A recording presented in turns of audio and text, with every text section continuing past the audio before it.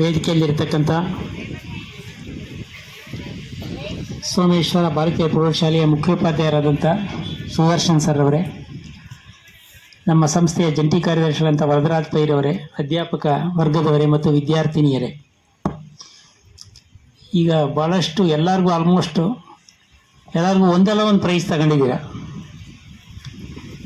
ಅಂದರೆ ಸ್ಪೋರ್ಟ್ಸಲ್ಲಿ ಮತ್ತು ಇನ್ನು ಬೇರೆ ಬೇರೆ ಆ್ಯಕ್ಟಿವಿಟೀಸಲ್ಲಿ ನೀವು ಪಾರ್ಟಿಸಿಪೇಟ್ ಮಾಡಿ ಸಾಕಷ್ಟು ಜನ ನೀವು ಅದರಲ್ಲಿ ಫಸ್ಟ್ ಬರೋದು, ಫಸ್ಟು ಸೆಕೆಂಡ್ ಥರ್ಡ್ ಒಳಗಡೆ ಬಂದು ಒಂದೊಂದು ಪ್ರೈಸನ್ನು ಪ್ರತಿಯೊಬ್ಬರು ಕೂಡ ತಗೊಂಡಿದ್ದೀರ.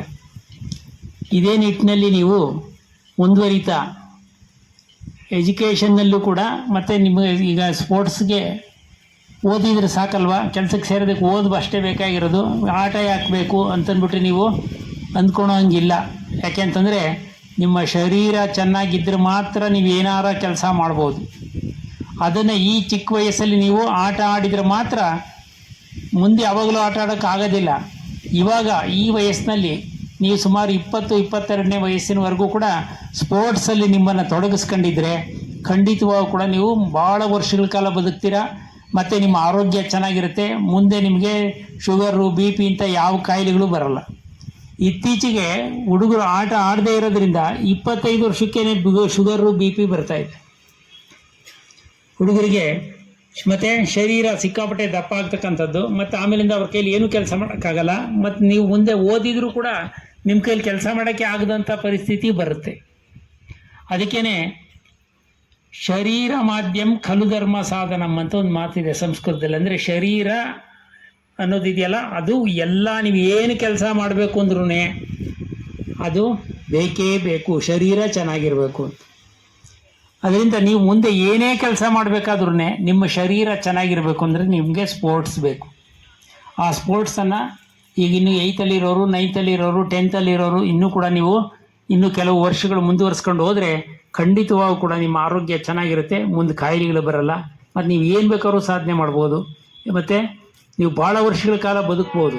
ಇಲ್ಲದೇ ಇದ್ದರೆ ಬೇರೆ ಬೇರೆ ಕಾಯಿಲೆಗಳು ಬಂದು 50 ವರ್ಷಕ್ಕೆ ಇವಾಗ ನೋಡ್ತೀವಿ ಎಷ್ಟೋ ಜನಕ್ಕೆ ಹಾರ್ಟ್ ಅಟ್ಯಾಕ್ ಆಗಿಬಿಡುತ್ತೆ, ಮತ್ತು ಇನ್ನೇನೋ ಪ್ರಾಬ್ಲಮ್ ಬರುತ್ತೆ, BP ಬರುತ್ತೆ, ಶುಗರ್ ಬರುತ್ತೆ, ಕಿಡ್ನಿ ಫೇಲ್ ಆಗೋದು. ಇವನ್ನೆಲ್ಲ ನಾನು ಚಿಕ್ಕ ವಯಸ್ಸಿಗೆ ನೋಡ್ತಾ ಇದ್ದೀವಿ ಈಗ ಎಷ್ಟೋ ಜನಕ್ಕೆ. ನಮ್ಮ ಕಾಲೇಜಲ್ಲಿ ಒಬ್ಬ ಹುಡುಗಿಗೇನೆ ಸಿಕ್ಕಾಪಟ್ಟೆ ಶುಗರು ಮತ್ತು ಬೇರೆ ಬೇರೆ ಕಾರಣಗಳಿಂದ ಅವಳಿಗೆ ಬರೆಯೋಕ್ಕಾಗ್ತಿರಲಿಲ್ಲ. ಎಕ್ಸಾಮ್ಗೆ ಅವ್ರ ಪೇರೆಂಟ್ಸ್ ಬಂದು ಕರ್ಕೊಂಬಂದು ಎಕ್ಸಾಮ್ ಬರೆಸಿ ಕರ್ಕೊಂಡು ಹೋಗೋರು. ಈ ಥರ ಅಂದರೆ ಇನ್ನೂ ಚಿಕ್ಕ ವಯಸ್ಸು. ಯಾಕೆ ಅಂತಂದರೆ ನೀವು ಚಿಕ್ಕ ವಯಸ್ಸಿಂದ ಆಟ ಆಡದೇ ಇದ್ದರೆ ಮುಂದೆ ನಿಮ್ಮ ಶರೀರನ ಚೆನ್ನಾಗಿಟ್ಕೊಂಡೇ ಇದ್ದರೆ ಮುಂದೆ ನಿಮಗೆ ಇಂಥ ಕಾಯಿಲೆಗಳೆಲ್ಲ ಶುರುವಾಗುತ್ತೆ. ನೀವು ಎಷ್ಟೇ ಬುದ್ಧಿವಂತರಾದರೂ ನೀವು ಕೆಲಸ ಮಾಡೋಕ್ಕೆ ಆಗಲ್ಲ, ಆ ಪರಿಸ್ಥಿತಿ ಬರುತ್ತೆ. ಅದರಿಂದ ಆಟ ಆಡೋದು ಭಾಳ ಮುಖ್ಯ. ನೀವು ಪ್ರೈಸ್ ತಗೊಳ್ಳೇಬೇಕು ಅಂತ ಅಲ್ಲ, ಪ್ರೈಸ್ ತಗೊಳ್ಳದೇ ಇದ್ದರೂ ಪರವಾಗಿಲ್ಲ, ಆದರೆ ದಿನ ಆಟ ಆಡಿ ನಿಮ್ಮ ಶರೀರಕ್ಕೆ ಒಂದು ಎಕ್ಸಸೈಸ್ ಮಾಡಿದರೆ, ದಣಿವಾದರೆ ಅದು ಮುಂದೆ ನಿಮಗೆ ಭಾಳ ಅನುಕೂಲ ಆಗುತ್ತೆ. ಅದರಿಂದ ನಾವು ಬದುಕಿರ್ತಕ್ಕಂಥದ್ದು ಭಗವಂತ ನಮಗೆ ಕೊಟ್ಟಿರೋದು 100 ವರ್ಷ. ಎಲ್ಲೋ ಕೆಲವರು ಇನ್ನೂ ಮುಂದಕ್ಕೂ ಬದುಕ್ಬೋದು, ಹೌದಾನೆ? ಆದರೆ 100 ವರ್ಷ ಅಂತೂ ಭಗವಂತ ನಮಗೆ ಕೊಟ್ಟಿದ್ದಾನೆ. ಅಷ್ಟು ವರ್ಷ ಬದುಕೋದು ನಿಮ್ಮ ಕೈನಲ್ಲೇ ಇದೆ. ಅಂದರೆ ದಿನಾಗಲೂ ಕೂಡ ಪ್ರತಿದಿನ ನಮ್ಮ ಆಯಸ್ಸು ಮುಂದಕ್ಕೆ ಹೋಗ್ತಾ ಇರುತ್ತೆ, ಹೌದಾನೆ? ರವಿಶೇಷಿಗಳಲ್ಲೂ ರೋಡುತ್ತಿಯವರು ಶೂನ್ಯೋದಯಕ್ಕೆ ಅಂತ ಒಬ್ಬ ಕವಿ ಹೇಳ್ತಾನೆ. ಅದಕ್ಕೆ ಅಂದರೆ ಸೂರ್ಯ ಹುಟ್ಟಿದ ಅಂದರೆ ನಮ್ದು ಆಯಸ್ಸು ಅರ್ಧ ದಿನ ಮುಗೀತು, ಸೂರ್ಯ ಮುಳುಗ್ದ ಅಂದರೆ ಇನ್ನರ್ಧ ದಿನ ಮುಗೀತು. ಈಗ ಸೂರ್ಯ ಚಂದ್ರರೆಲ್ಲ ಹೋಗ್ತಾ ಇದ್ದಾರಲ್ಲ, ಏನಕ್ಕೆ?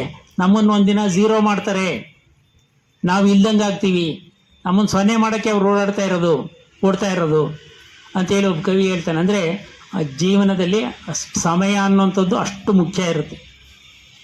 ಅದರಿಂದ ನಿಮ್ಮ ಈ ವಯಸ್ಸಿನಲ್ಲಿ ಸಮಯನ ವ್ಯರ್ಥ ಮಾಡಬೇಡಿ. ಒಂದೊಂದು ನಿಮಿಷವೂ ಭಾಳ ಮುಖ್ಯ.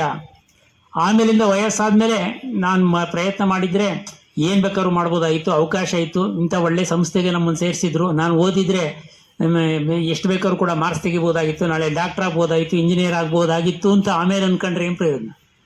ಈಗ ನೀವು ಸಮಯನ ವ್ಯರ್ಥ ಮಾಡ್ದಲೇ ನೀವು ಸರಿಯಾಗಿ ಅದನ್ನು ಉಪಯೋಗಿಸ್ಕೊಂಡಿದ್ದಾದರೆ ಖಂಡಿತವಾಗೂ ನೀವು ಏನಾಗಬೇಕು ಅಂತ ಇದ್ರೂ ಅದು ಖಂಡಿತ ಆಗ್ಬೋದು. ಎಲ್ಲರೂ ಕೂಡ ಅಷ್ಟೇ.